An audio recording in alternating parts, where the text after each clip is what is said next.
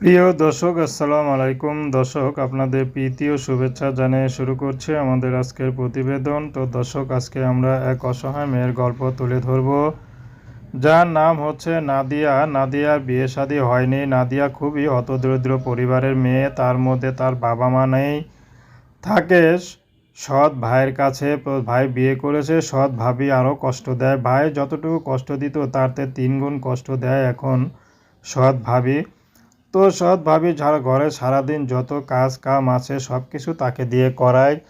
কিন্তু নাদিয়া তারপরও উপায় নেই, কারণ এখানে থাকতে হবে।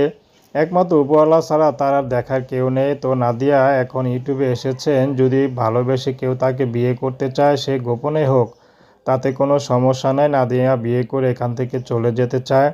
নাদিয়ার খুব ইচ্ছা ছিল পড়াশোনা করবে, পড়াশোনার পাশাপাশি বড় যদি ভালো একটা চাকরি পায় চাকরি করবে, কিন্তু নাদিয়া সব কিছু ঘুরে বালি।